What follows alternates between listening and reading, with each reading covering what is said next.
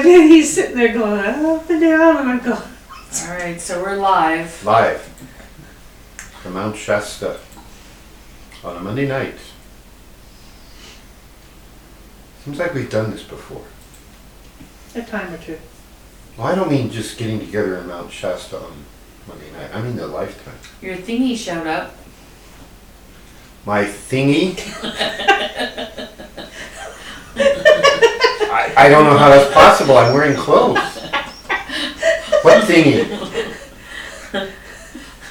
Your Tonal. Oh, okay. Good, yeah. My thingy. As long as it's not my ding-a-ling. Okay. And all of you who do not sing must also be playing with your own ding-a-ling. That's an old song from last century. You're supposed to know these. You too lived in the last century. It was an illusion.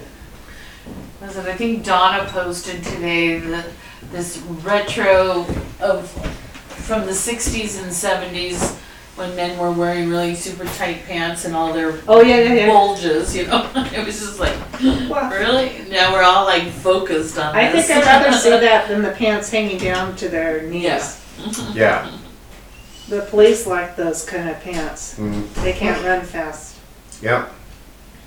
So anyway, welcome everybody to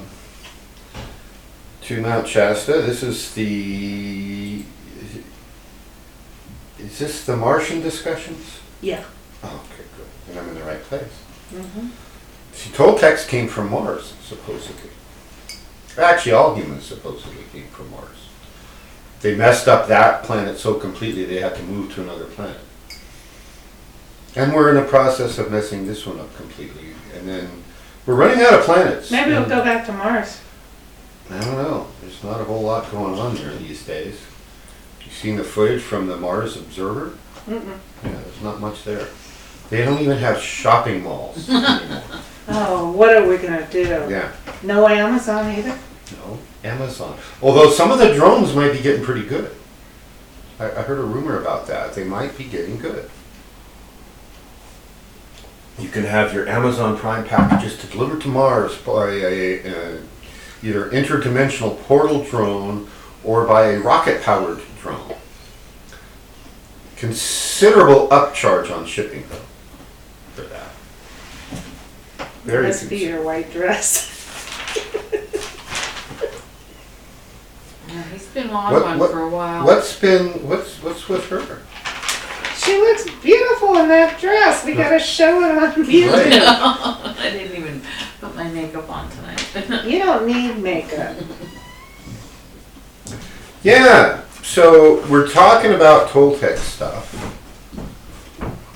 And we're going to talk a little bit about what happened to some of you this year. Uh-oh. You thought you were human. Mm-hmm. You may actually have been human once. Not so much anymore. So some of you have been following the Kadwa for a while. You've been following my Golden Eagle work for a while. And some of you in that crowd, but almost a year ago, went through a very intense week and you upgraded your capabilities as a human with an Akadwa level 4 intensive. And what that intensive did to you, and you asked for it. You all asked for it. And paid for it. I guaranteed no refunds. I learned from my teacher. That's what he said. When you charge money, guarantee them no refunds. The Akadwa Level 4 Intensive alters your consciousness in a permanent way. It gives you an ability to modify your own assemblage point, and in limited ways, the assemblage points of others, and thus alter their reality and your own. You learn a lot of high-level shamanic skills in that intensive that gave you capabilities you did not have before. It gave you capabilities that virtually no one else has, unless they too have gone through a similar shamanic experience.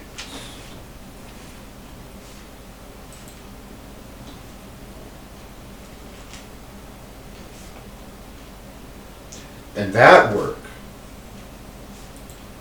was all preparatory for the rest of the work that we did this last year.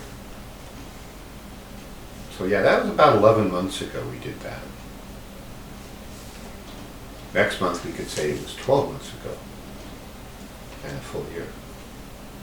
But we can't say that yet. We could say it, but it would be inaccurate, and then we'd be a politician. Making up lies as we go. Fake news. Fake news. So the Akadua level 4, of course, like any initiation, it's only good if you use it.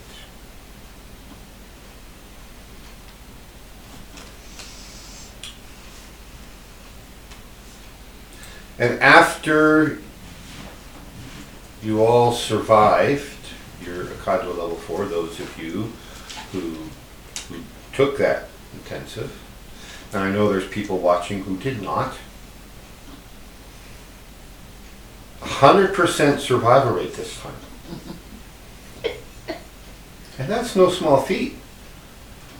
Not even Koyoke, my teacher in the Toltec lineage, not even he can say that he's had 100% survival rate in level 4 intensives.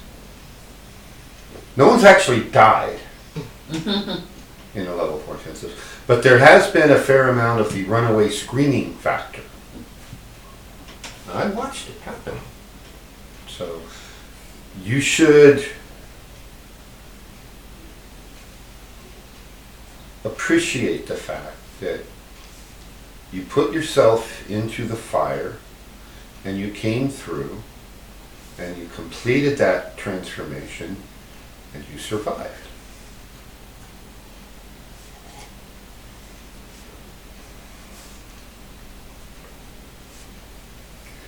So, like I said, it's only good if you use it, so what do you use it for and how do you use it? And that led us elsewhere during the year to a fairly lengthy evaluation of the whole concept of being a Toltec warrior.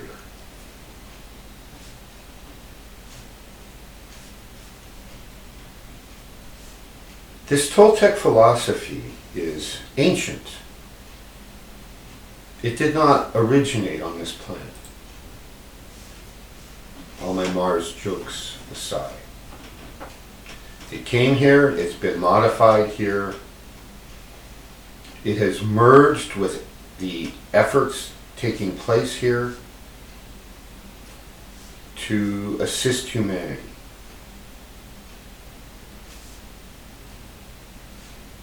Real history is far more complex, far longer than anything they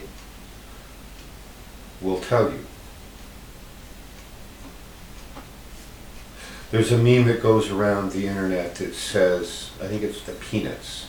I think Linus is turning around and talking to, not Lucy, the little blonde one that Sally, who's in love with Linus or vice versa. Good memory. Yeah. Yeah, I watched the Peanuts cartoon at Christmas so many years. I think I remember that. And the Great Pumpkin one, I like the Great Pumpkin because that's the one that Lucy always tricks Charlie Brown into kicking the football and jerks it away. And it's like, the two of them are supposed to be on the same team, right? The holder and the place kicker are on the same team. She never got that. She always lifted the ball up. Yeah, I know. And he always came Yeah. back for more. Yeah. So the meme, Linus turns around, I think it's Sally he's talking to, and says something to the effect that the people in power are never going to teach you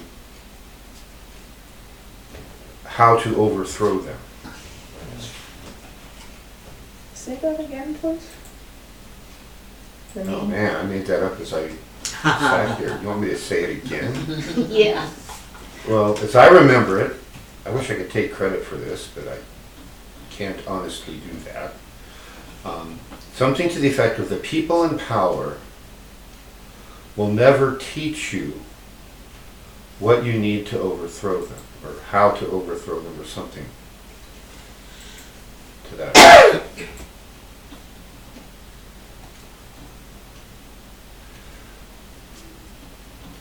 So we looked at this ancient Toltec knowledge, the ancient Toltec technology, and how to use it to become a complete person, a complete being. The three core natures from the Toltec perspective are Dreamer, stalker, warrior. ding, ding, ding. 3 dingy dings for her. And a zapping. Zapping. Feel that? Uh-huh. Yeah. You don't just get a dingy tonight. Tonight you get zappings. Is my hair curly now? His was straight before he started. Zapping himself. And then I was born. And I was born with long curly hair. Were you? If you believe my father, and on this point I don't, but he says when I was born, the hair on my head started at my eyebrows and went all the way back, and it was Wow. long, dark, and curly. Wow. And then it all fell out, and then it came in on a normal pattern, and I had a forehead. But for the first day or two, he said I looked like a Neanderthal. You know, and he It's should coming. know I was not a Neanderthal. That- I am a barbarian. You have a hairy third eye. Something like that. So, to do that, we really evaluated of those 3 aspects of the Toltec warrior, and I realize this is confusing. You have the Toltec warrior header, and under that are the dreamer, the stalker, and the warrior again. And a lot of the people who've been following this are good to very good at the dreaming end of the spectrum. They're reasonably good, especially at times, at the stalking end of things.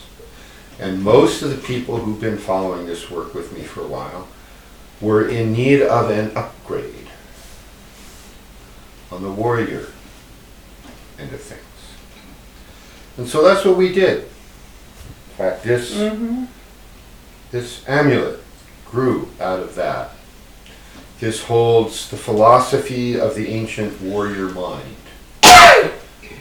as we captured in the books that we evaluated, one of which was A Book of 5 Rings by Miyamoto Musashi, the famed Japanese swordsman, the samurai who did something very few samurai ever did. Do you remember what it was? He lived 108 times or something like No, that, no. battles. No.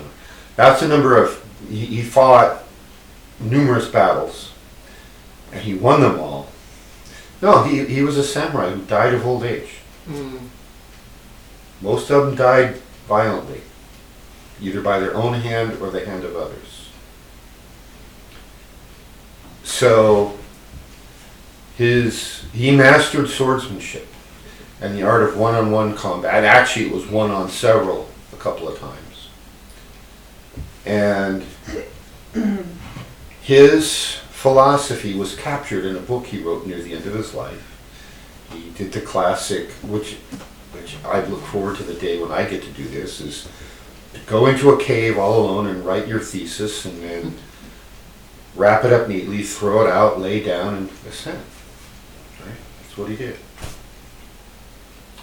Having written a thesis, it seems like a cave would be a difficult place to do that work. Well, one thing you can guarantee is you're not going to get very many phone call interruptions. It's true. I wrote a thesis, my doctoral thesis, and I got interrupted constantly. Hey, I missed a. It's a cool cave. I saw the picture of it. Yeah. So the other major piece we looked at was from the ancient Chinese general named Sun Tzu, who wrote the classic treatise, The Art of War. And Sun Tzu, as a general, he was looking at armies and nations battling each other. His claim to fame, just like Musashi's, was he was undefeated. He never lost a war. He got old and died. And he left his knowledge in this great, great book. And it's been resoundingly ignored by most general and military leaders ever since. Well, they all study it. It's required reading at the U.S. military academies. And then they run off and do Vietnam. Westmoreland even read it. Did Patton read it? Well, I'm sure. Now, Patton, that was earlier, right? He was the one who, if he had been given free rein, World War II would have been over, at least against the Germans, 1 to 2 years earlier. But we were trying to be politically correct, let the British have their glory and be nice. Cost hundreds of thousands of lives being nice. So yeah, being nice can get you so far. And then it just gets people killed. Yeah, Patton had memories of being a general there before. Well, yeah, he was a general in Roman times, in Carthaginian times. When he toured some of the battlefields between the Romans and the Carthaginians in North Africa, he recalled some of his memories. It's like, oh yeah, we came over here, we did this. Yeah. And I heard at one point that with the tanks, he goes, cross the river here. And they go, we're going to drown. He goes, no, I've been here before. Go right here. And he was right. Yeah. That's George Patton. And one of the books we didn't analyze, but could have, is one by a German general named von Clausewitz. And his book is called On War. And it basically says,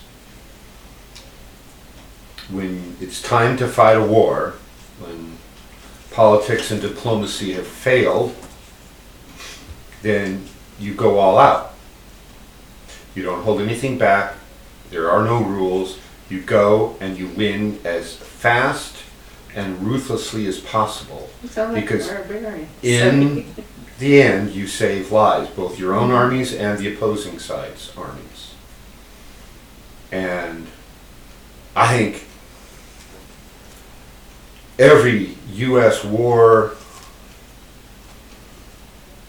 probably at least since the War of 1812 and certainly the Revolutionary War, those were probably the last two wars we did the best we could with the resources we had. But everything since then, we've kept one hand tied behind our backs. And we haven't followed that philosophy. So anyway, we spent a lot of time analyzing the mind of a warrior. Right? It is the mind of the warrior that makes the difference. And of course in Tarot, the mind is symbolized by what? Which suit? Oh, well, which suit?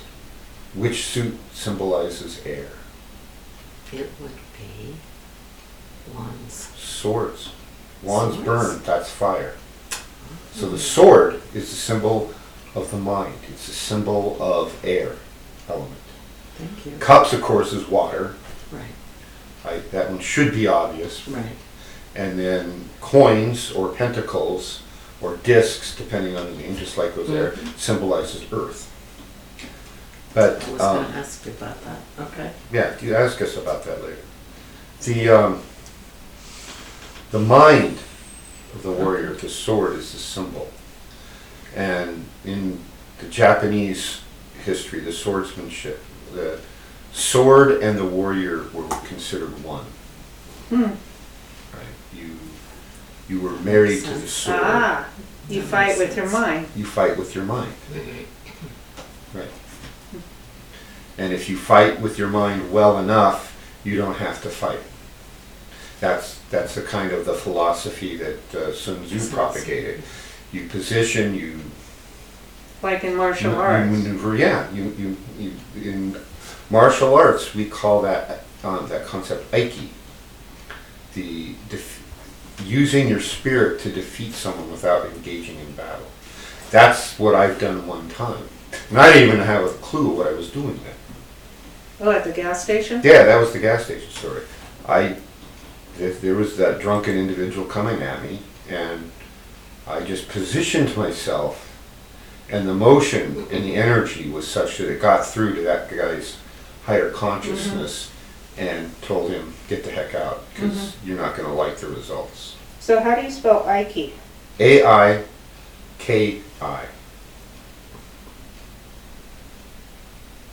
And it means? It's kind of like, the simplest would be united spirit. Okay. It's part of the name of Aikido, the martial art. Aikido, the way of the united spirit. Oh. I use the term in the name of my martial arts school, which is Aiki Kine Ryu Karate Jutsu. Aiki, and Kine means focus. Ryu just means school. And karate is the way of fighting, and jutsu, karate jutsu is the way of fighting using, it's complicated. But the whole concept that we reviewed, that we did, and we went through all that, was to give you many examples on how a warrior thinks differently than someone who's not trained as a warrior.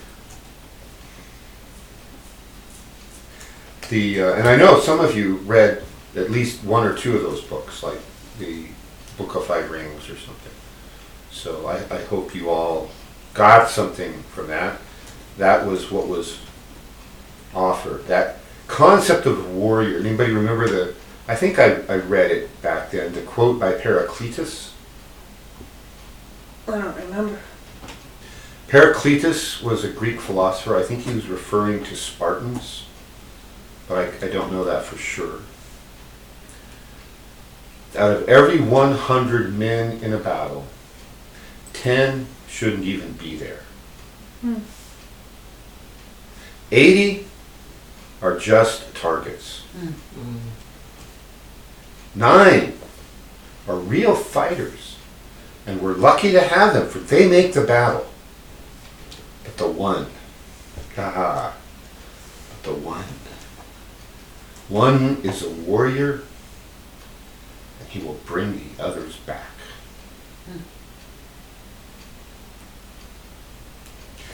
That is the mind of the Toltec warrior. So what did he mean by bring the others back? He will, if you let the warrior be a warrior, he will organize, you will fight, and you will win. And the 10 that shouldn't even be there, and even most of the 80 who are just targets, will come home.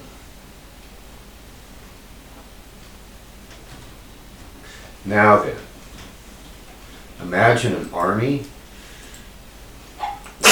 or a Toltec, Gesundheit, bless you, or a Toltec party,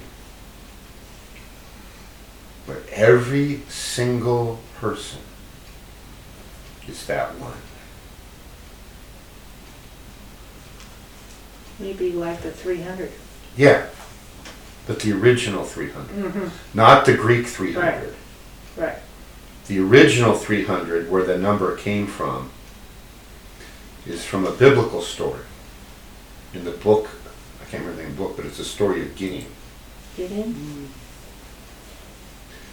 Gideon, long story short, Israel had rejected God and was worshiping idols, and so they lost a battle and they were in bondage for 7 years.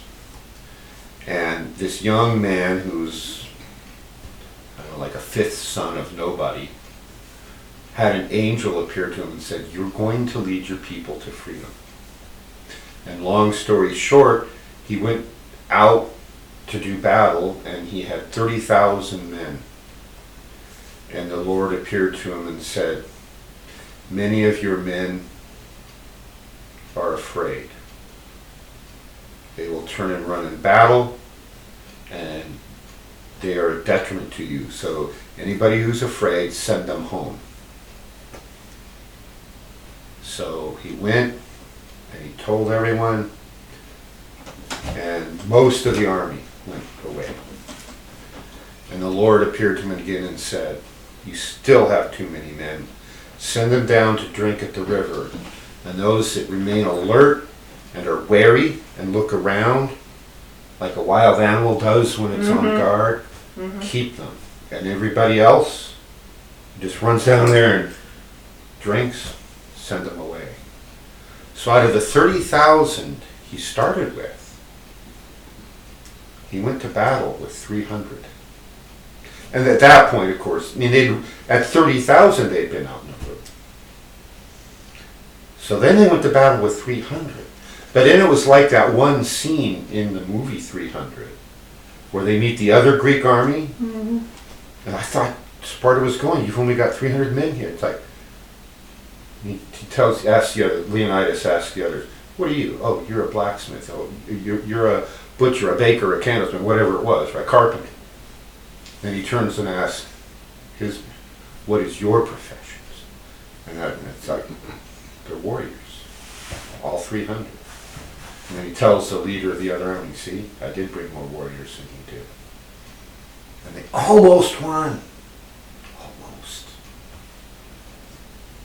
But they did win in the biblical version. Yeah, that's the thing. In the biblical version, those 300 went to battle and they won.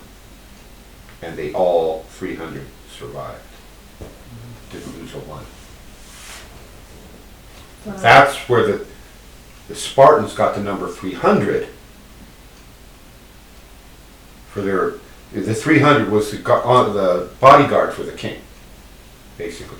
The king was allowed by Spartan law a bodyguard of 300. He could go anywhere he wants because he's the king. He had to get permission to take the armies, and they denied it to him because they'd been bribed by the Persians. But that Paracletus, the one who will bring the others back, what if we all are that one? That's what we're trying to do here, is to get everybody up to the level of where you're like that one. And then you've got the 300 or the 3,000 or however many we can get. So with the warrior mind, you change humanity. Yeah, you got it. Ding, ding, ding. And a zapping. Zapper again.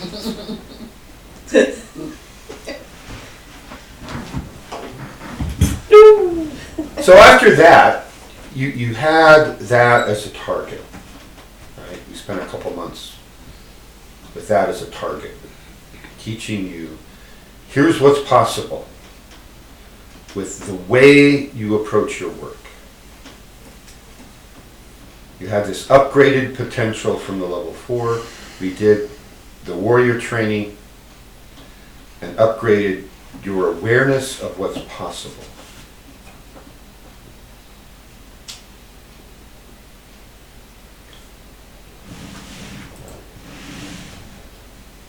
And then the next part of the process of upgrading our consciousness as a Toltec school and as Toltecs having an influence in the world was we needed a better understanding of ourselves, both individually and collectively. And so we evaluated consciousness, and specifically the map of consciousness that we call the Tree of Life. That was a series of lectures we did earlier this year called In Quest of Self.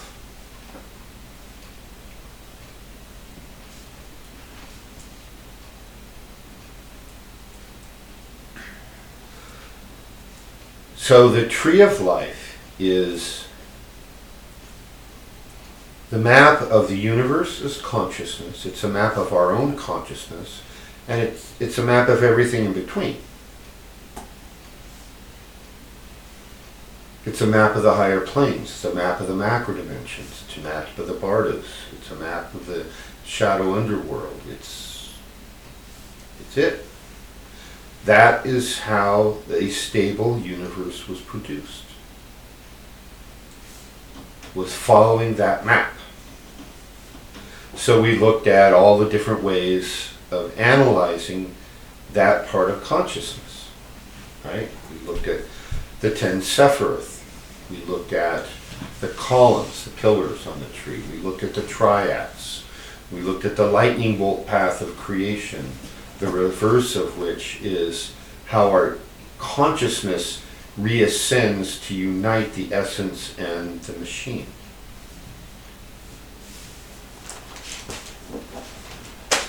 We looked at the clippeth, or the shadow tree. We looked at the 22 paths on the tree, the archetypes. We did a lot of comparison with the tarot. All of which, the tarot, the Tree of Life, the symbolism is there, and we use symbolism, and it has been used for eons because these concepts are so complex and so elegant and involve so many dimensions of reality that you really can't put it into words in any earth language we now possess and convey it accurately. So we use symbols, and those symbols are triggers. They're like hot buttons, but they're not hot buttons in the negative sense that we normally use. Where I find out you're afraid of snakes and spiders and heights, so I lock you in a glass elevator full of snakes and spiders on the outside of a building and hit the up button. Right? That's a Gary Larson Far Sight cartoon from way back in the day. So the Tree of Life smuggles in plain sight with symbols. Yeah, yeah. To trigger you to, Yeah, because the language can't say right, it. language the picture can't get does. it. So symbolism has been used from time immemorial to convey to our consciousness information and messages, and to create connections and neural pathways and pathway connections to the higher bodies that words cannot. This is a huge part of every initiatory experience, is symbolism. So that's what we did. Simply walking through the lessons when we covered the Tree of Life, and we analyzed systematically all the pieces, that alone, in a way, is an initiation.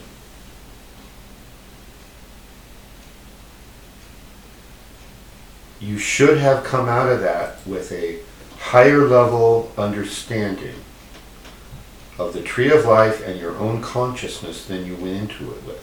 And anybody who's watching this now who didn't tune in live during that process, we have this online. You can go back, watch them in order by date, and you will get those same benefits. You need to say hi to Serenity. Serenity's watching? She is. Serenity, hello. We miss you. I look forward to seeing you soon. I hear you might come visit me up here in this town in the not too distant future. Maybe, I'm hoping. And we're glad you're watching. That was a nice little segue. Who else is online? Mohadib. Madib, hello. She says she's here and she's not sleeping this time. Yeah, I got her message where she had fallen asleep during the last broadcast. But Maria says that she's just trying to stay awake. Okay, Maria, if you get up and stand on your head and watch it upside down, I guarantee you won't fall asleep. Buzzer. Right. Zapper. Zapper. Zapper. And Dennis Brown is with us. Good evening, Dennis. And William is with us. William. Yeah. So, yep. Wonderful. Thank you all for tuning in. So, yeah, the Tree of Life, that work wasn't, none of this year's work has been done at random, right? From the level 4 up to right now, there's been a method in my madness. There's a formula. I freely admit there's madness. He's a mad scientist. What do you expect? Watch somebody tune in. Yeah, don't get him started. But there's method in said madness. So after the Tree of Life, and you had this understanding and a better ability to evaluate yourself, then we started looking a little more big picture in a series of discussions. I looked at what it means to be human. The human primates. Why are we on Earth? Why not somewhere else? What is Earth? What is the universe? How do our human primate, opposable thumb, fancy flipper, smart worm biological machines relate to our eternal essence? And what are we doing all this for? And I called that series The Humanity Experience. And I hoped that you all came out of that with a much better appreciation of the big picture, the eternal perspective, not just one lifetime. That's short term. 1 week, don't even think about it. It's one lifetime? No, we're talking many lifetimes, and not just of an individual, but of humanity as a whole. If you recall, we talked about things like the whole purpose of humanity on this planet is deliberately created with harsher conditions than most, so that it's an alchemical factory. This is the fire and anvil for producing faster alchemical transformation of our essences, and the essence's ability to interface with these fancy flipper biological machines we have. The key is the opposable thumbs. That's the key. That's how we manipulate physically, right? If you remember that. We started out the first, after the fancy flippers on the worms, next thing that came was the exoskeleton and the claws. Now, you can only get so big, and then the exoskeleton was too heavy, so then we moved the skeletons inside and developed fingers and thumbs and sports cars. Yeah. The important things. Just wanted to make sure we're paying attention. And that's how we manipulate the universe. And then along the way, we've developed increasingly more and more complex nervous systems to help us find food. And that was basically why our nervous systems developed, was first find food. And anything that fit in your mouth was food.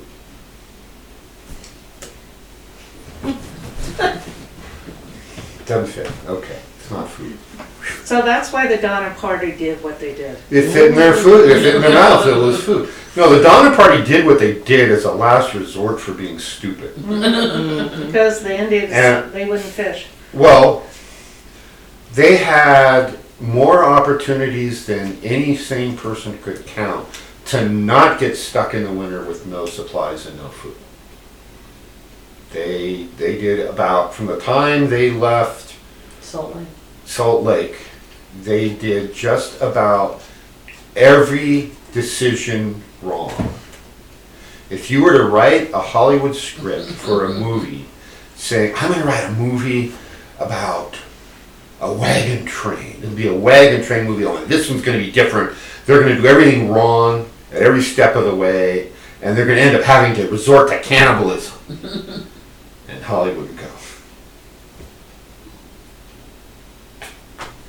there is no way any group of 50 or 100 humans would ever be that stupid and make that many obvious mistakes. This is ridiculous. No one would ever believe it. I'm not buying your lousy, filthy movie script. But that's what happened. They took shortcuts. They believed maps somebody had drawn in the drunken stupor and sold it. Hey, there's a shortcut. Get to California in a week instead of 3 months.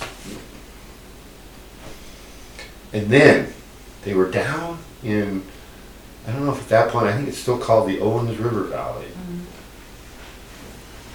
They had game, they had nuts, they had fruit, they had timber, they had firewood, they had water, they had, and it was already, I think, October. Yeah. They should have stayed there. And they should have stayed there.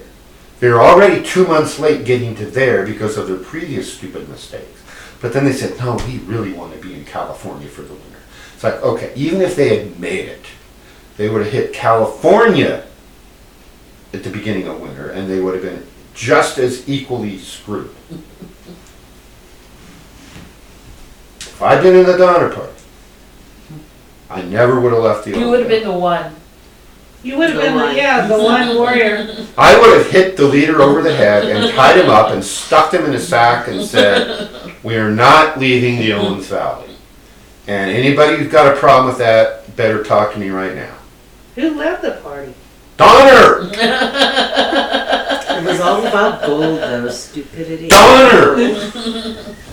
That's why we make jokes about cannibalism every time we drive I-80 over Donner Pass, past Donner Lake, and the Donner Party State Park Memorial Site. I think I hit a hot button. You shouldn't have had to ask. Donner. The Donner Party. I wanted to get you to What? say it. What planet did you go to school on? No, I It messing sure with wasn't you. Earth. I was messing with you. Mm. So we're going to go back to school, back earlier this year, before the Warrior Series, and we're going to learn to read. That's your new homework, is learn to read.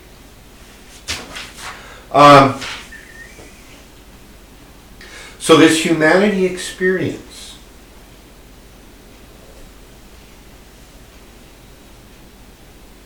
we're special.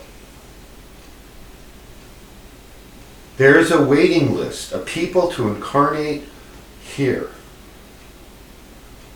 to get into the hardest school there is, of hundreds of millions. Hundreds of millions. You know how many? That's almost billions. And somehow you all made the cut. You're here. Even the ones who don't read. Even the ones who flunk history. And here we are. We're here attempting to bring the full capabilities of God, the full creative God force, down into a physical form. Because there's a whole bunch of, a list longer than this room, of cool things that you can do from the physical world once we've trained these machines that cannot be done from the higher frequency realm. So you've heard me talk about the cup of ocean, right? From the ocean of the infinite divine intelligence, we're each a walking cup of that ocean. We have resonance with and connection to infinite intelligence of God. But there's a trick. In order to be able to use that connection, you have to turn it on. It's like that switch over there. You have to walk over and go, I wonder what this does. Turn it on. And then you got it. And most people never even notice the switch is there. And most of the ones who actually notice go, I wonder what that's for. And walk away. Metaphorically speaking. Very few ever go and turn it on.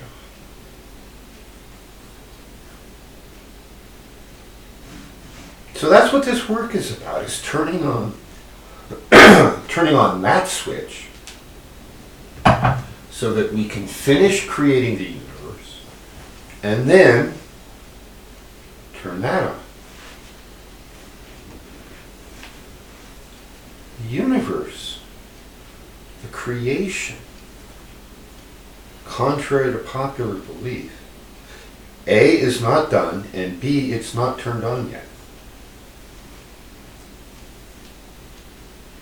Not turned on. It's not turned on yet. We need a critical mass of trained people in the physical realm to unify and finish the universe and turn it on. This is a work that is ongoing. This is a part of what's referred to as the great work. And of course there's layers and layers and layers of said great work.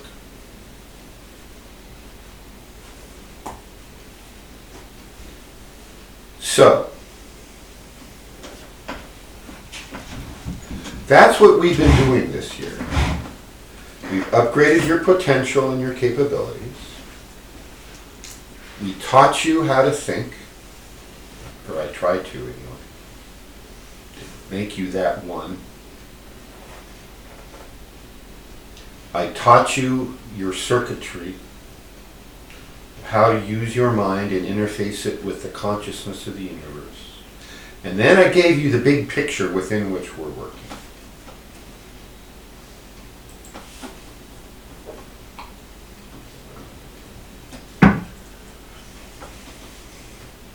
Which leads to the obvious question of what's next.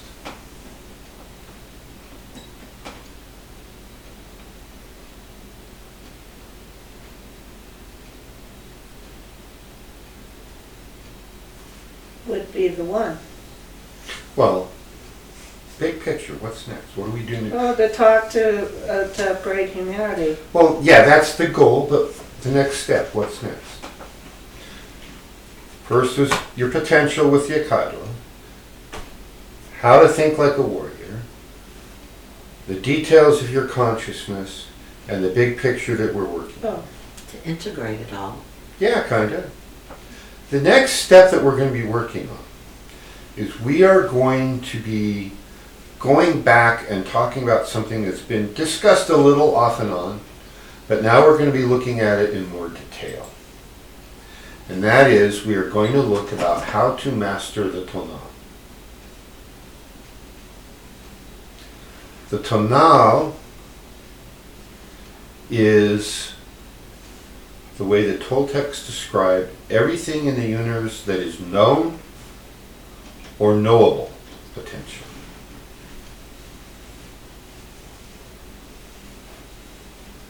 And it is distinguished from everything that is unknown and unknowable, which we call the Nawal.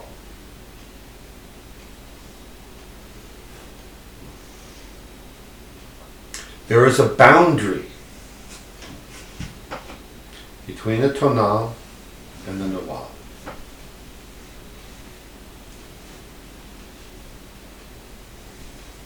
one of the long-term aspects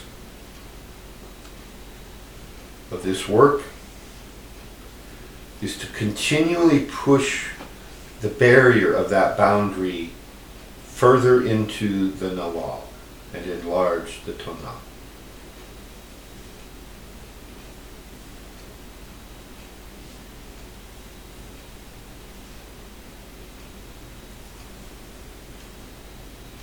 There's a very subtle but obvious question. It's like, how do we even know that the wall is there? It has to do with consciousness, right? We have consciousness that while we are in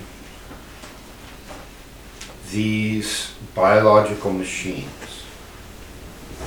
these smart worms with fancy flippers, once they got the opposable thumbs, that was it. They weren't going back at that point. This consciousness, the maximum level of consciousness that these creatures are able to host, limits how much of the Nawal we can interact with. To use strictly the electromagnetic spectrum example, we figured out eventually that there's a huge portion of different frequencies, different wavelengths of electromagnetic waves, from the far long radio waves through microwaves, infrared, visual, ultraviolet, X-ray, and then gamma rays, right? That's all electromagnetic radiation. The only thing that varies is the frequency on this continuum.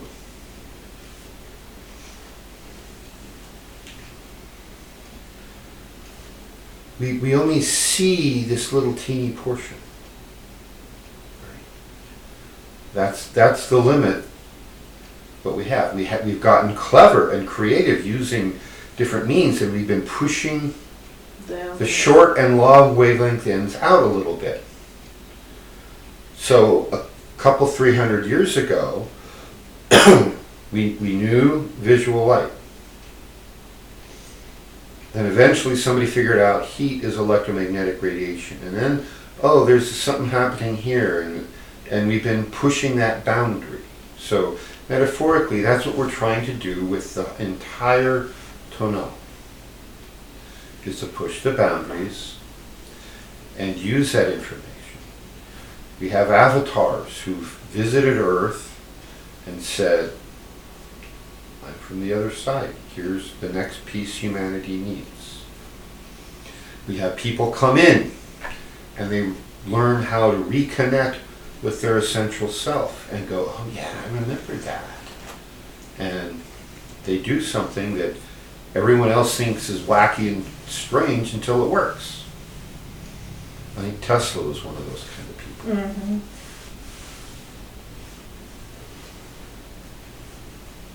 Maybe Einstein, although Einstein's wife should get a lot of credit too. His first wife, the one he divorced. Never hear anything about it. No. But she had something on him. When they divorced, she had, as part of her divorce settlement, that if he was ever awarded the Nobel Prize, all the cash went to her. Huh. He later won a Nobel Prize and all the cash went to her. Interesting. Wow. She had something to do with his early discoveries. And I think that's a lot to do with why his later career, he wasn't quite as smart or as good. He kind of hit a plateau and then he never got any He's better. flatlined. He flatlined. Yeah, but a lot of nutty professors are like that. You know, they've got this genius and yet they are a little crazy too. Well, we're all a little crazy. I don't put myself in a genius category of Einstein per se, but yeah, I'm nutty and crazy. And You're I'm a pretty genius smart. too. And I'm pretty smart. I married the right woman this time, that's for sure. I That's think Well, it's- she's the one that sparked you. Put it in the contract, you get the cash. Right. But no, that's a very little known historical factoid. That's she must have had knowing. She had something. She had knowing.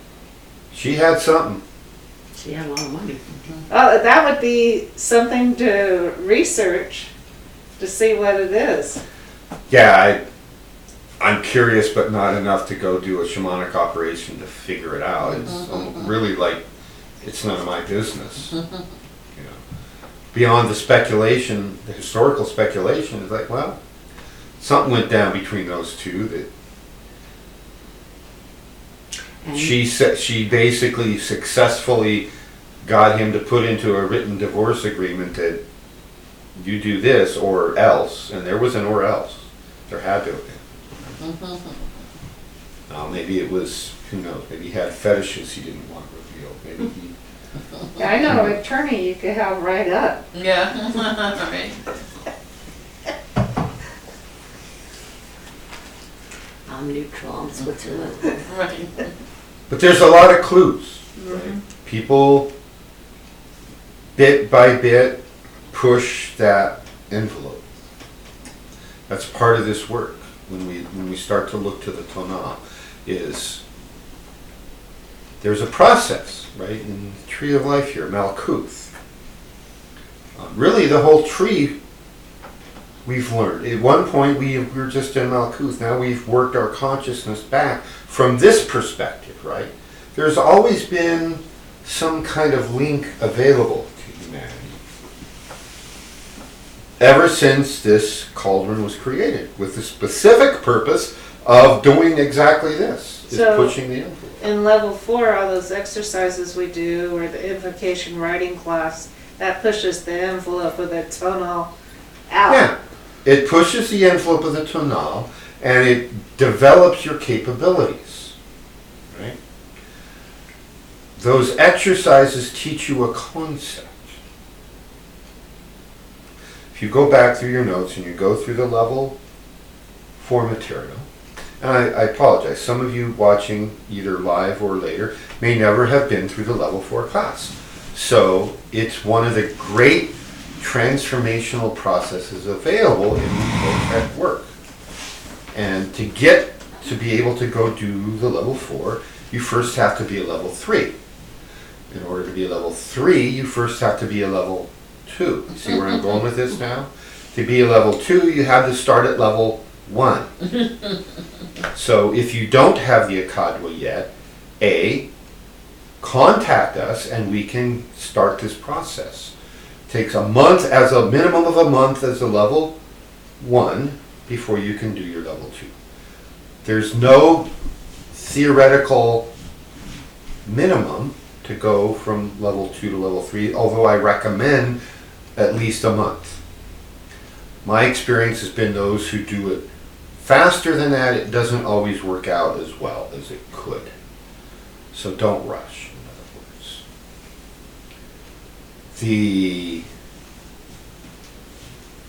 Once you at level, and each step, level 1, a level 2, and a level 3, you need to be using it for something productive and gaining proficiency with you. The Akadwa substance and the Akadwa energy connects you to the higher planes in ways not possible in any other way except with the Akadwa. So once you've been level 3 for a while, you're going to feel a calling, or you will feel drawn to become level 4. It will become an urge. It's like a starving dog craves food. A starving cougar running through your front yard craves getting out of the way of the big noisy machine with lights that's about to run it over. The way that cougar craves getting away from that vehicle. Not that that would ever happen in my front yard. It did. He told you that, right? He had a cougar in the front yard? No. You ran him down? No, I chased it. Recently? What? Recently? Yeah, just before we left for Thanksgiving. Oh, wow. Oh, that's right, we deliberately didn't tell you. We didn't tell you while you were, because it was like the day or 2 days before we left. I thought I heard one. Here? Oh, you can hear them sometimes, especially, you know, you hear their noise and then you hear a deer and then you don't hear a deer anymore. Well, That happens. No, we had, I had been into town and got home and I forgot my computer at a friend's house. So I went back into town, grabbed my computer, and just as I was turning off the lane into the driveway, there was an animal right in front of me. And the day before I had seen a coyote hanging around our chicken coops and I was like, boo, right? So that very morning I had followed some fresh tracks right through our property. I got my gun and I'm gonna fix that coyote. I double checked with Coyote, the blind, and said, were you here in a coyote body last night? He said, no, it wasn't me, shoot away. So I went coyote hunting, didn't find it. Now I'm questioning whether the tracks I saw, I think they were still a coyote's tracks. They weren't big enough to be a cougar. But yeah, I turned around and there it was, right in front of me. And so I hit the gas and hit the horn. And it was dark, so there was headlights there. And I chased it all the way down through got away. And just, I wanted it to realize if it comes here, weird bad things might happen. So Was it pretty fast when it ran? Yeah, it was fast. Cougars are fast. I wouldn't want it chasing me if I was not in my truck.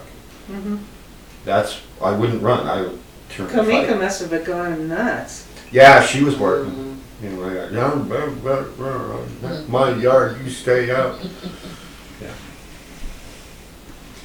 So, this idea of mastering the tonal. This is mastering, it's not just mastering the physical world. It's mastering your perceptions. It's learning to distinguish between the layers of masks that are on society. And we talk about our own social mask. Well, society has a social mask. And layers of those.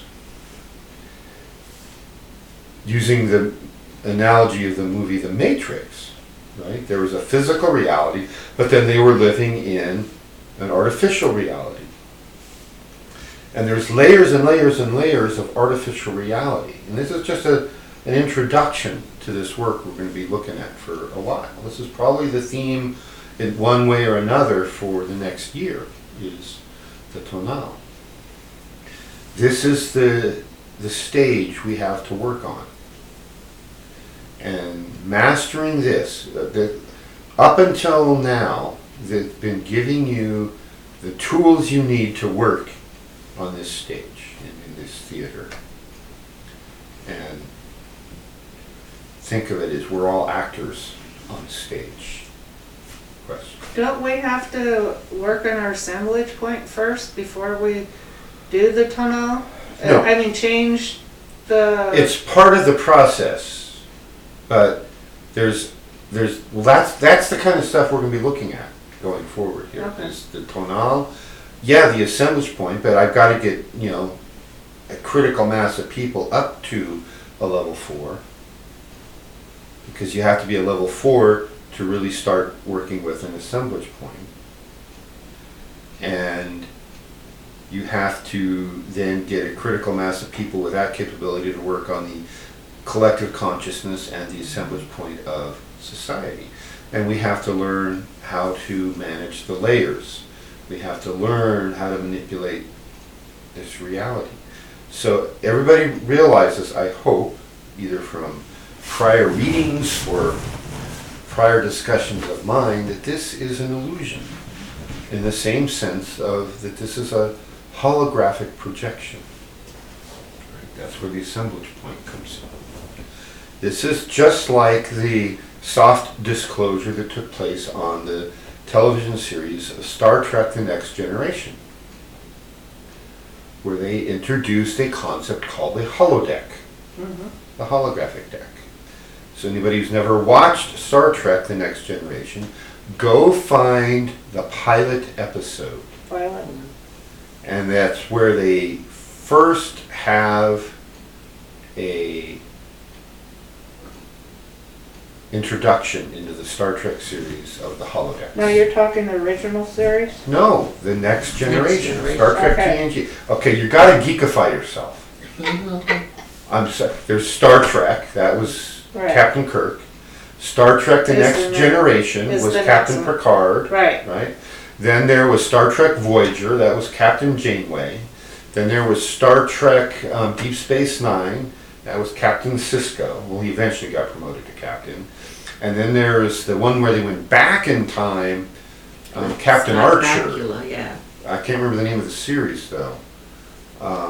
It was the original Yeah. first warp spaceship in the first Federation thing, right? It was Captain Archer. And what was that series called? And after that, I gave up television, so I don't know what came after that. So you've got to geekify yourselves a little bit if you want to keep up and do this work and save humanity and turn on the universe, right? You've got to be a little bit geek. You know, like that song Donnie and Marie Osmond used to do, I'm a little bit of country and I'm a little bit of rock and roll. Only here it's I'm a little bit of geek. Required to be here. Was that another question? Mhm. Okay, Where's the assemblage point on society? we'll get there. Okay. It's not where you think. Yeah, Just like because- all the people who say Mount Shasta is this chakra, that chakra, that chakra, they're all wrong. They're all wrong. They're applying a non-applicable model. So the management of holographs is part of this. We have in our nervous system, we have special neurons, which are brain, that's the name of a brain cell, is a neuron, or any nervous cell. And most of the neurons in our brain, modern science has no clue what they do. They say, oh, we only use 15% of our brain because it can't figure out what the other 85% does. Well, part of what the other 85% does is they are neurons that create coherent light. What's the other name of coherent light? Ye who read Wu-Li Masters. Ye who took my physics class.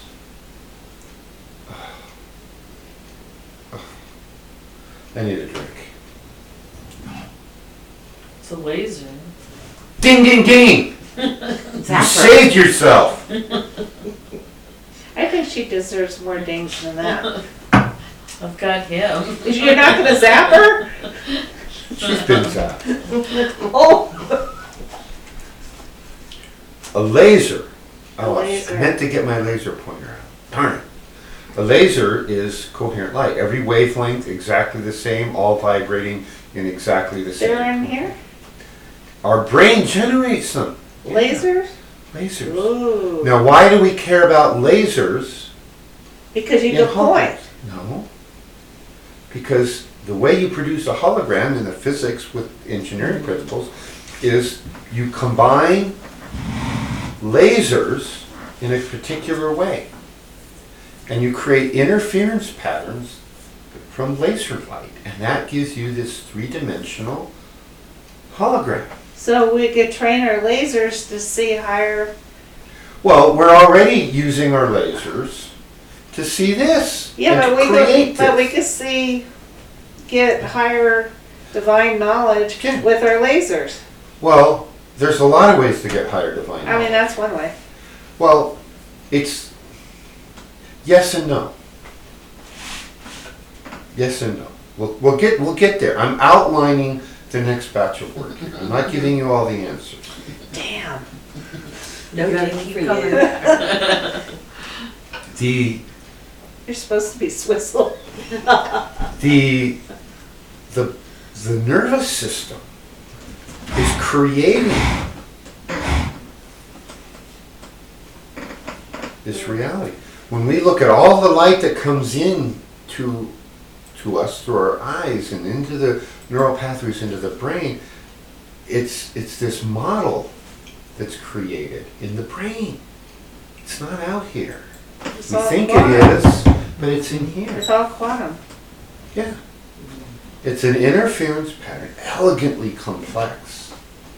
I would hate to have to write the equation for this. I wouldn't even try. But it has to be a mathematical formula. Right. The Everything universe is. exists. Yeah, it's the old René Descartes. It was a drunken, rhymes with art. I drink, therefore I am, right? That's the, what was that group from Harvard? Whiffenpoof did a parody of philosophy. And it was a drinking song, right? René Descartes was a drunken fart, I drink, therefore I am. Because his quote translates as, I think, therefore I am. It was actually in Latin, I equivocate, therefore I exist. I think, therefore I am. He locked himself in a completely pitch black room and said, how do I know I'm here? That was the premise of his question. And what he came up with, I'm thinking. That's brilliant. Therefore I know I exist. That's brilliant, actually. And it turned into a Harvard drinking song. William says Enterprise. This was the, I believe, It the is, name it of the is. last. That was the series. It was just called Enterprise. Yeah. Okay. Yeah. Thank you, Archer. William. Yeah. Yeah, Captain Archer, he played the guy who was the star of the TV show, or the actor who played Archer was the guy who had been in the TV show Quantum Leap. Quantum Leap. Scott Bakula. Yeah, I couldn't remember his name. Yeah. Yay, Patricia. And William. Yeah, thank you, William. Yeah. So Enterprise, yeah, that was the first Starship Enterprise. Yeah. Right? Was Captain Archer. And I think the first officer, I think, was named Reed. And he's the guy who came up with the system of alerts. Yellow alert, red alert. He started out calling it a Reed alert, and then it became a red alert. A Reed, R-E-E-D. Yeah, that was his name. Was like That's Lieutenant funny Reed. with the Toltec Right, lineage. right, it is. Yeah. Which I didn't know back then. Yeah. But yeah, Enterprise. Okay, that was the name of the series. And if there's been more since, and I think there has, I see I'm clips not and aware. I don't remember that. I'm gonna have to start watching them on Netflix. Yeah, but all I'm suggesting is watch the pilot of The Next Generation. And Okay. they do have The Next Generation on Netflix. Okay. Yeah.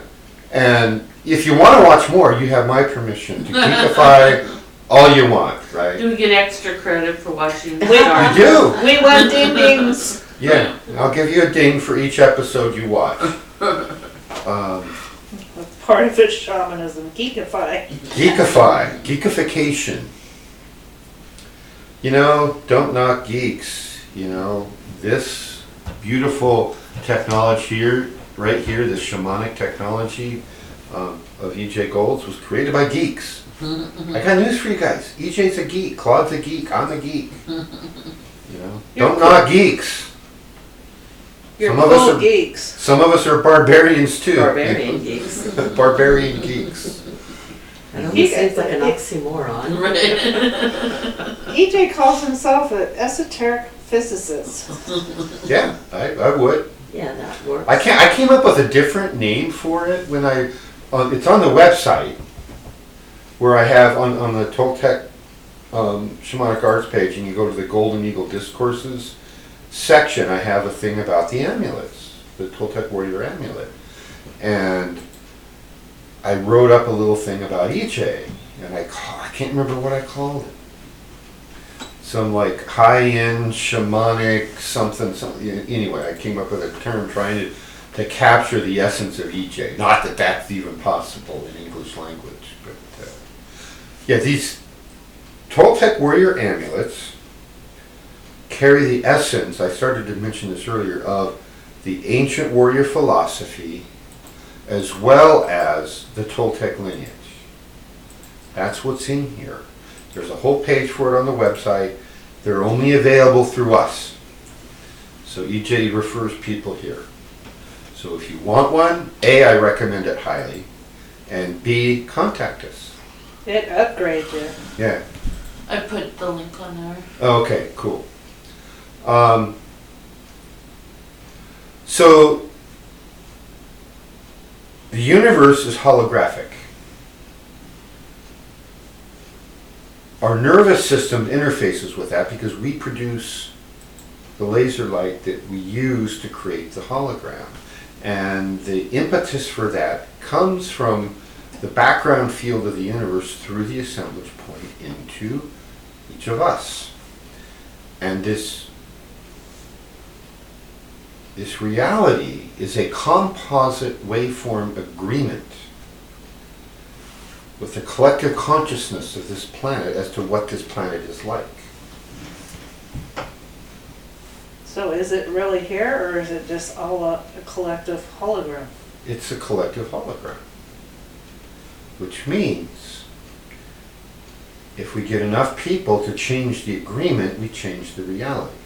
And we see that on an individual basis, you know, that we can shift our reality. So we need to realize that we can do it. What we're talking about is doing this on a much bigger scale. And so if you want to learn more about this holographic thing, I highly recommend, this is official recommended reading, is The Holographic Universe by Michael Talbot.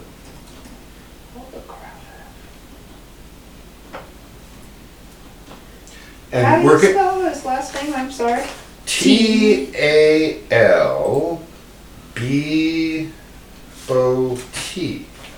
Michael. Okay. If you haven't previously read The Dancing Wu Li Masters, that would be another one that I would recommend. For anybody who's watching this, who hasn't been following this work for a while, may not have already read Teachings of a Toltec Survivor by Coyote the Blind. That will help you as we start this discussion of the tonal. And get the new book if you get it. Yeah, get the new one. The other one's out of print, mostly. So the other thing is to understand, because it's very crucially related to this work, and I keep joking about the smart worms with fancy flippers, but the concept of our essence unifying with these physical bodies. EJ calls it the human primate or the biological machine. And so there's either of two books you can read by EJ. One is called The Human Biological Machine as a Transformational Apparatus. And that one's a mouthful in the title. And the title is the easy part. The content gets complicated. The other one, which covers some of the same material, but is more practical, it's called Practical Work on Self. Either or both are useful, especially those who may be new. Start with Practical Work on Self, and you can move up to the Human Biological Machine later, perhaps. But it's really grasping and fully understanding the concept. Watching the original movie Avatar would be another good way to kind of get that concept in. Since I've seen it. However the concept gets in is fair game. You can watch Avatar, you can read either books, you can probably other ways. Those are the most efficient I am aware of.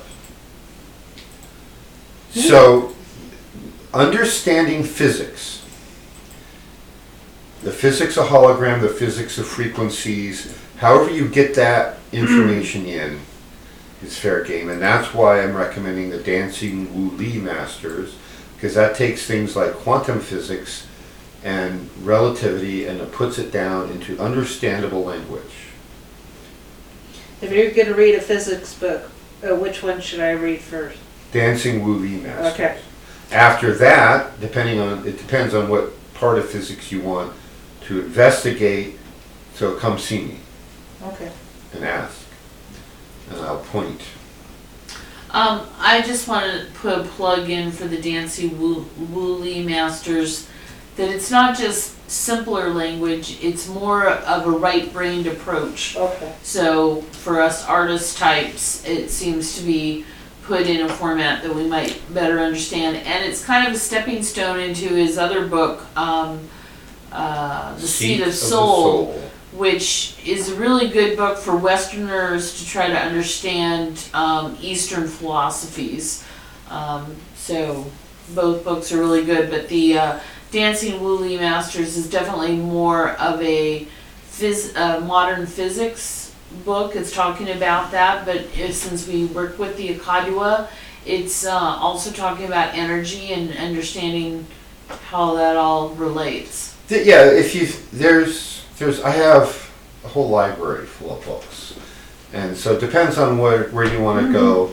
There's a continuum from physics into energy healing, into philosophy and spirituality, and it depends on where you're at on that continuum and what you're interested in. So I'm not going to just sit here and read all 422 books I have on those categories, and that's probably pretty accurate of a representation of what I've got in there.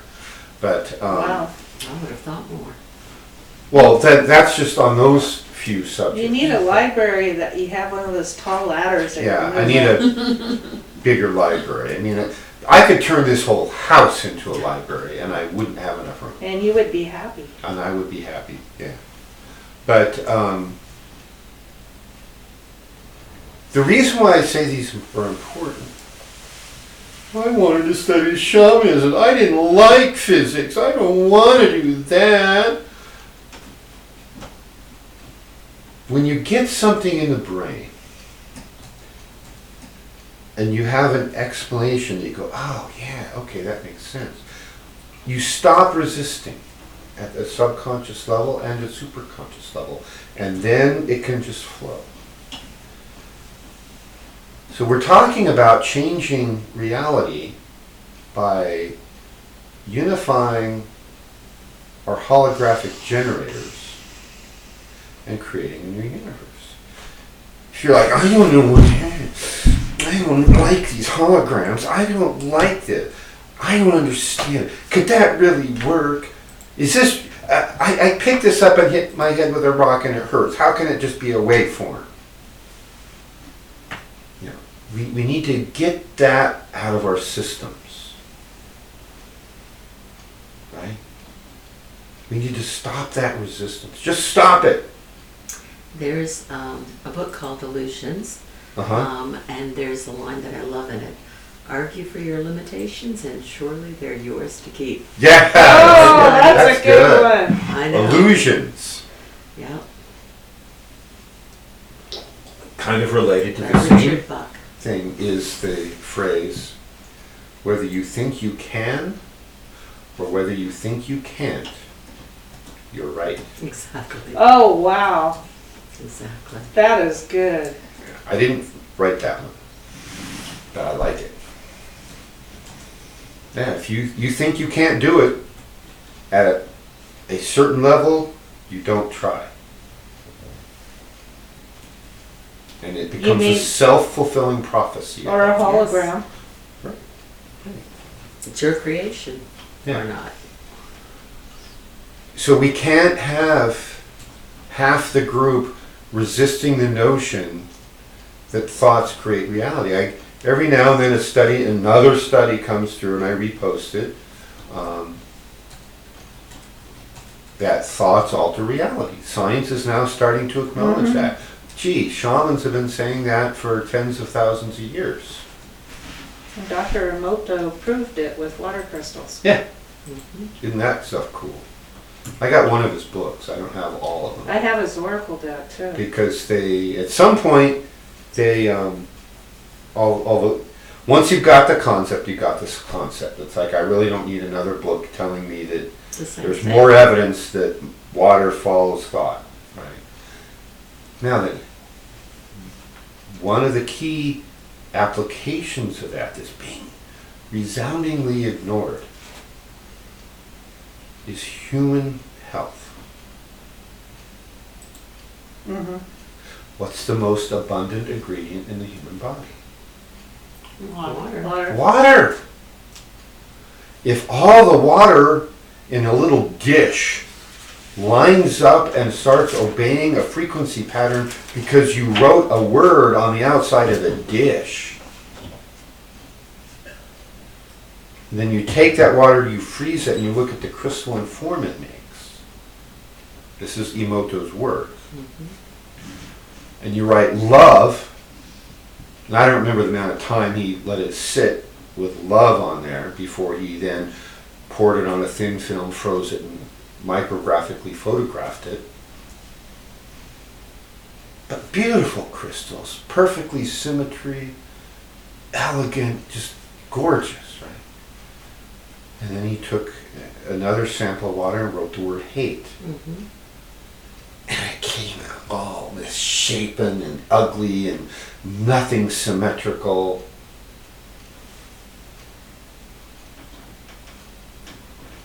Hologram. And he did it using different languages.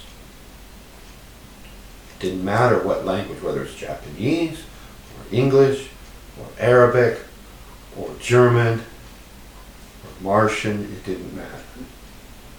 They all produced the same result.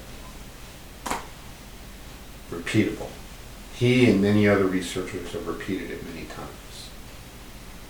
So now we're sitting here, to use the original Star Trek series example of bags of mostly water. They ran into a silicon-based life form that referred to humans as bags of mostly water.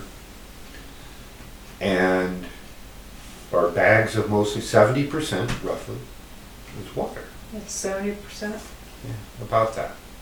The rest is just trace elements to kind of help this bag of ocean go for a walk on land. Imagine if we started paying more attention to the water Wow. and sent our bags of mostly water messages. Or collective consciousness. Water. Yeah. That's how we could change it as Right. the So- one warrior. Yeah. That's something we should each be doing. We'll be talking about some of that in this tonal work. So that's kind of where we're going, is how do we use the Akadwa? How do we use our individual consciousness, the collective consciousness, to master the tonal?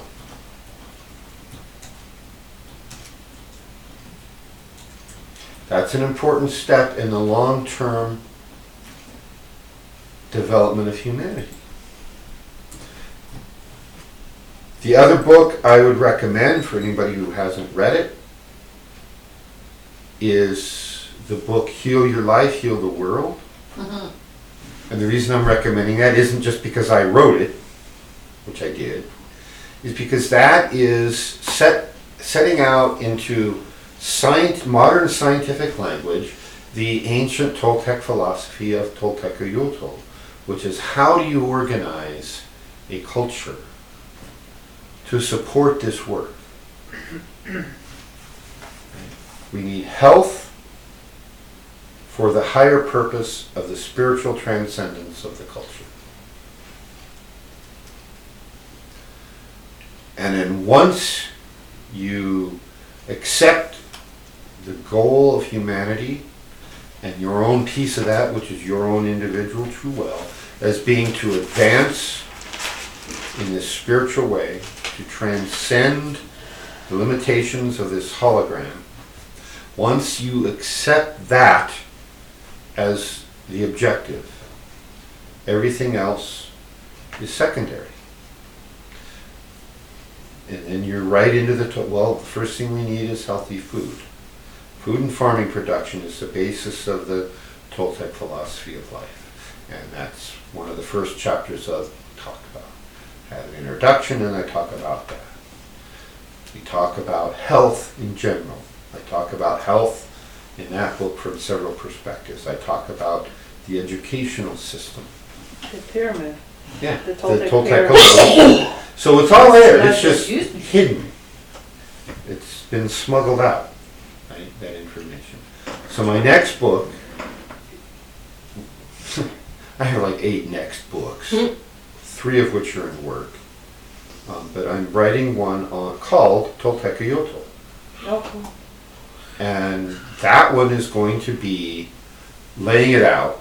It's like, okay, forget what's gone on in the past. Here's what humanity needs right now. I'm not going to worry at all about scientific studies saying, yeah, stop eating poison and start eating real food. That's been done. That's in Heal Your Life, Heal the World, which refers to hundreds of other references if you need them.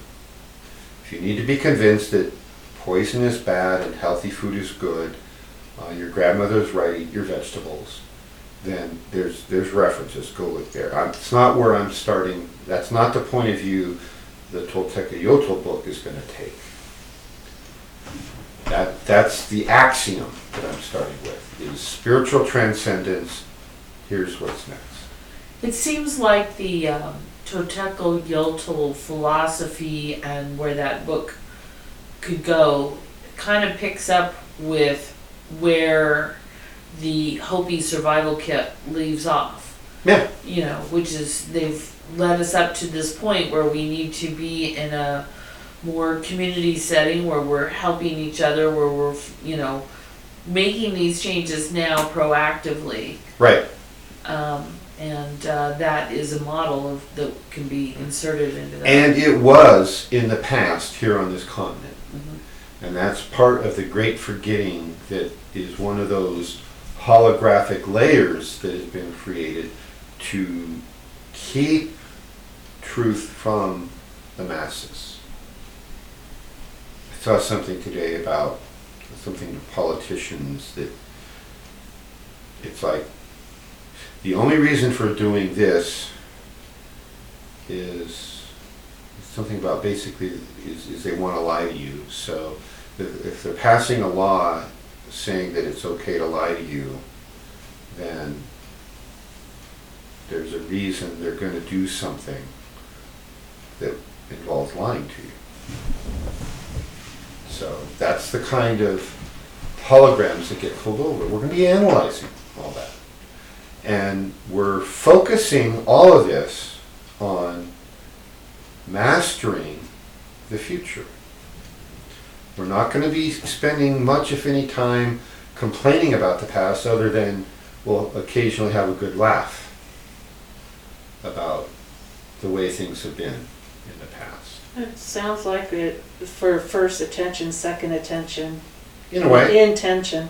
Yeah. You know, instead of the past, we're changing the focus. Right. And I did something, I'm going to write a blog on this. I'm going to get back to blogging. I've done it off and on, looking for the right formula, the right way to engage. And in general, I've been disappointed in the level of engagement. So I did an experiment a month ago or so where I invited people to stop bitching about the past and to create something for the future. Mm-hmm. And I used Facebook, and there's these things that go around Facebook periodically. It's like, oh, here's your challenge. In the next 10 days, what are the top 10 books that influenced you? And you post one each day, and each day you nominate somebody else to do that. Or it could be the top 10 record albums, or the top 10 whatever, right? So there was a very specific purpose in what I did, which was I said, if you were suddenly made president, the premise being every politician in Washington was declared ineligible for whatever reason, and you are now, okay, Yvonne, you're now president. And you're going to use executive orders to fix the world. What are the first 10 things you would fix? That was the premise. So I went through and I picked 10 things, and more than half of them were basically restoring the Constitution, which is what guarantees us the freedom. And then I had things related to health and toxins and things like that, which would, my philosophy from my perspective is get the government out of the way, especially one of mine, for example, was enforce the 10th Amendment. Do you even know what the 10th Amendment is? No. You do. I should. I should. 10th Amendment says anything that is not Okay. specifically I know what it is evaluated or given to the federal government now. and is reserved for specifically the not state. prohibited, it belongs to the people in the states. Yeah. Our taxes. Which means about 95% of what's taking place in the federal government is unconstitutionally illegal. Doesn't matter if Congress passed a law to create the FDA to then regulate stuff. They have no authority to create a federal agency to do that. Right? So the FDA is illegal. So one of the things I said was anything that falls into that category that is a violation of the 10th Amendment is instantly gone, overnight. Here's your walking papers, you're fired, the agency is closed, we'll reuse the building for some other productive purpose. Right? Those kind of things. And I went through, and each of the 10 days I picked 10 people, each day, one each day, and nominated them to do the same. And my goal, my hope, was that this would spread. Out of the 10 people I nominated, how many do you think actually engaged and did it? 2. Ding. You didn't do it? I saw you were nominated. I did my first post, which was right before we left on our holiday, and I have not had a computer in 2 weeks. Plus, I am diametrically opposed to doing chain letters. I know, me too. Me too. But Yeah. my point is that everybody missed Opportunity. the opportunity and they missed the intent of getting the population forward thinking. Whether you like chain letters, people say no. I picked 10 bright, intelligent people, all of whom I respect.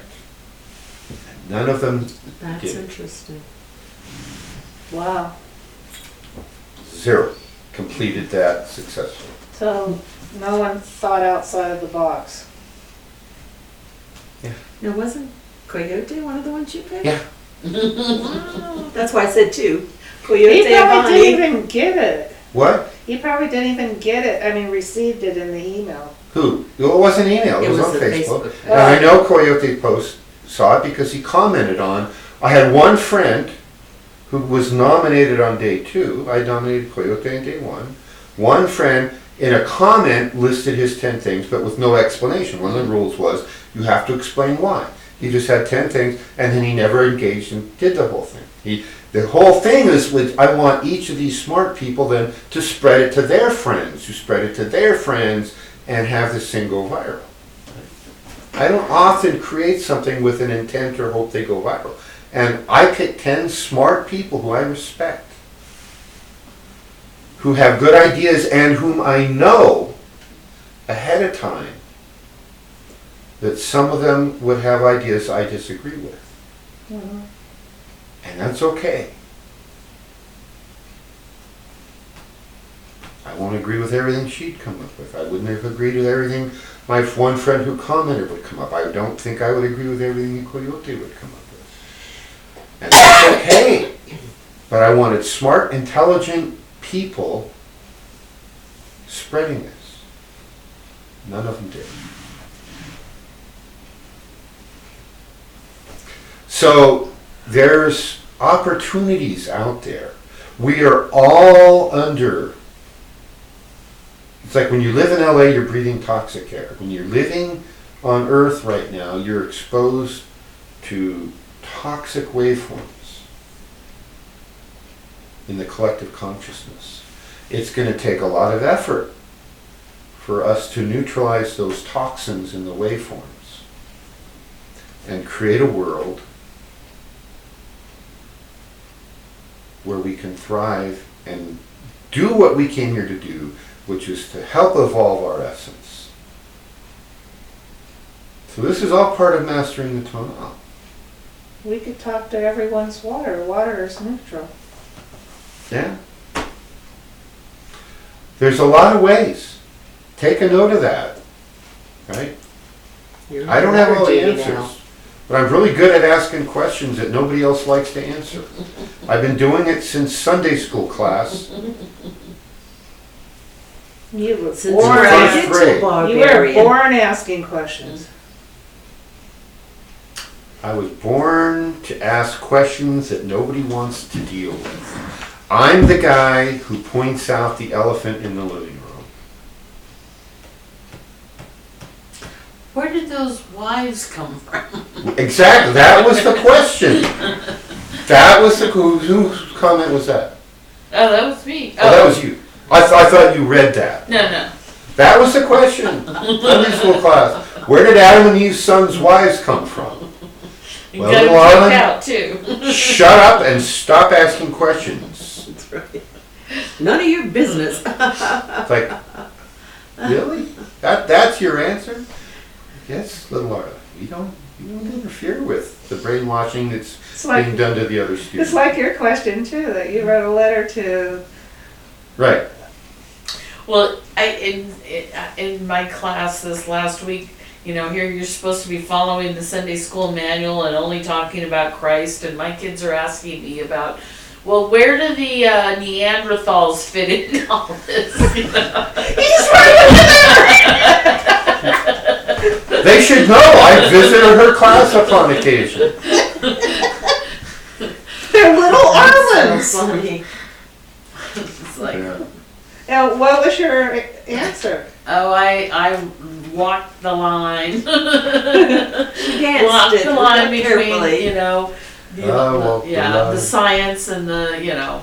And the thing is that they're learning this stuff in school and they got questions, so they want to know, well, how does this all fit together? Good questions they have. Yeah. Smart kids. I know them. They're smart.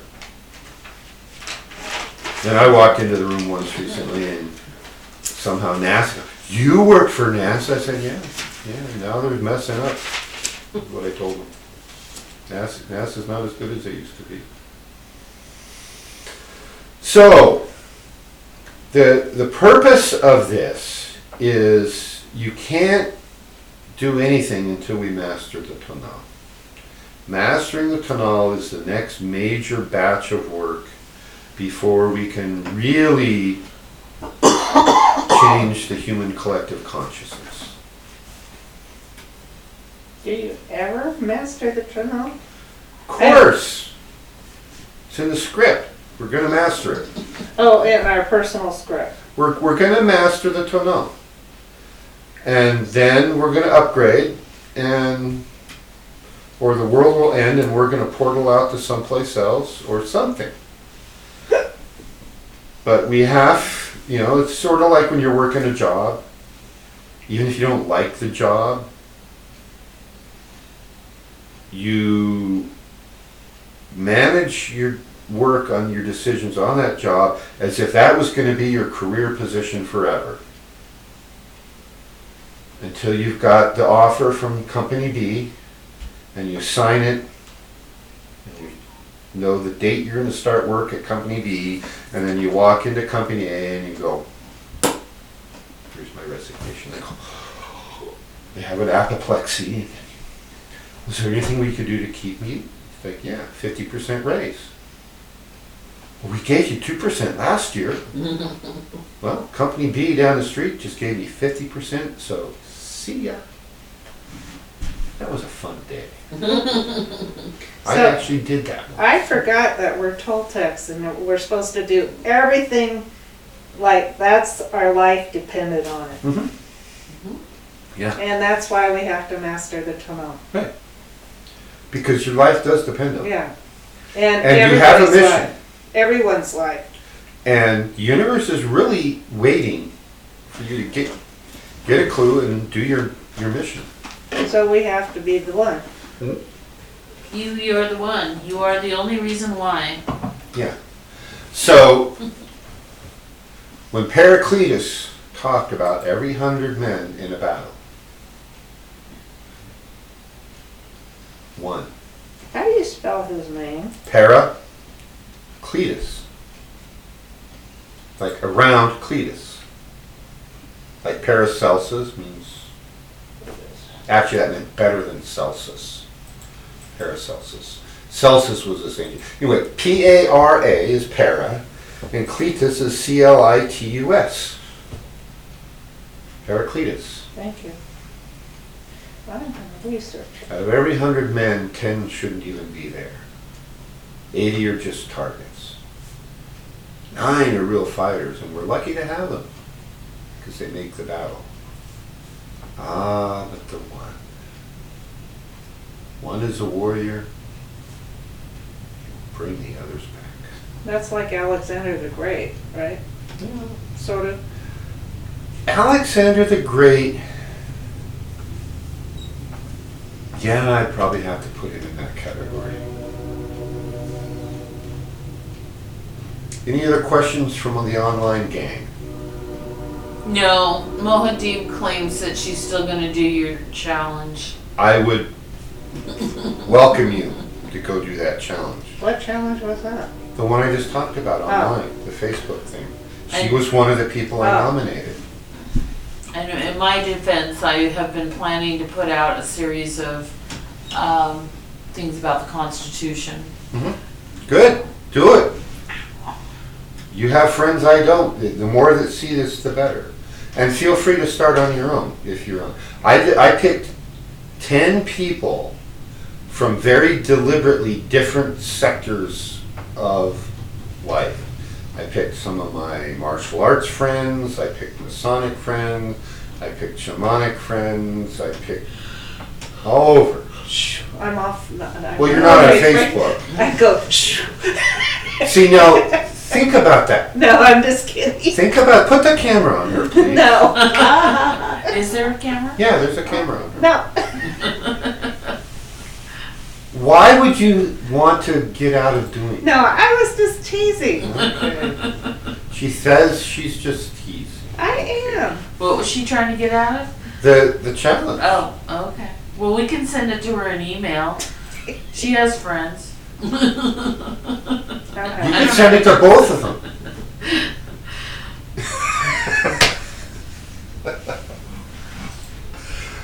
Okay. There's no more questions. What's it doing? Be prepared to Oh. change the world. That's what we're doing next. All right, gang. We're going offline. Let us know when you click to go on. You didn't give me any warning. Okay. Whenever you're ready. Whenever you're done typing. We'll sit here and talk about the people online. Do you know what that dentist did? He did something good, I'm sure of it. I don't know what it was, but I know he did something good. And that William, oh, Always doing something. here he works and takes care of his family. Oh, those people.